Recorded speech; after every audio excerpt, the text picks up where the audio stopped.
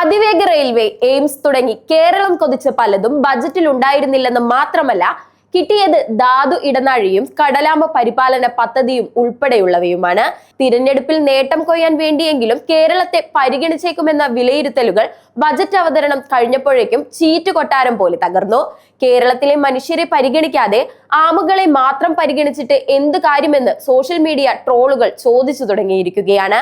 കടലാമ പരിപാലന പദ്ധതി എന്തെന്നും പദ്ധതി ലക്ഷ്യം വെക്കുന്നതെന്തെന്നും വിശദമായി അറിയാം.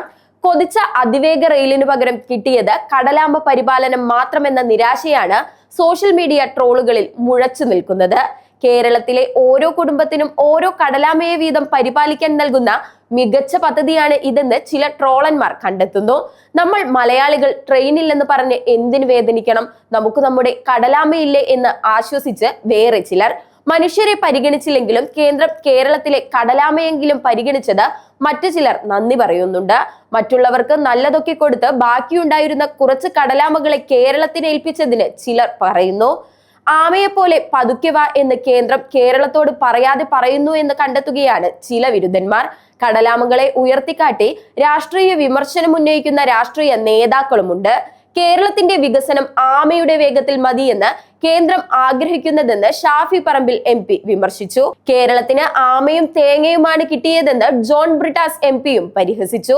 ഇക്കോ ടൂറിസത്തെ പരിപോഷിപ്പിക്കുന്നതിന്റെ ഭാഗമായാണ് ബജറ്റിൽ കടലാമ പരിപാലന പദ്ധതിയും ഉൾപ്പെടുത്തിയത്.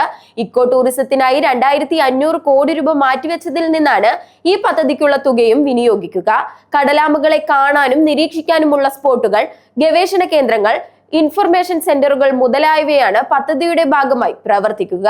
കടലാമകളെ ഒരു തരത്തിലും ശല്യപ്പെടുത്താതെ അവയെ ടൂറിസ്റ്റുകൾക്ക് കാണാനും നിരീക്ഷിക്കാനും ഒക്കെ പദ്ധതിയിലൂടെ സൗകര്യമുണ്ടാകും. ഒഡീഷ, കർണാടക, കേരള തീരങ്ങളിൽ ഇത്തരം കേന്ദ്രങ്ങൾ ആവിഷ്കരിക്കുക വഴി ഇക്കോ ടൂറിസം വികസിപ്പിക്കാനും കൂടുതൽ തൊഴിൽ സൃഷ്ടിക്കാനും കൂടുതൽ സഞ്ചാരികളെ ആകർഷിക്കാനും സാധിക്കുമെന്നാണ് കേന്ദ്രം കണക്കുകൂട്ടുന്നത്.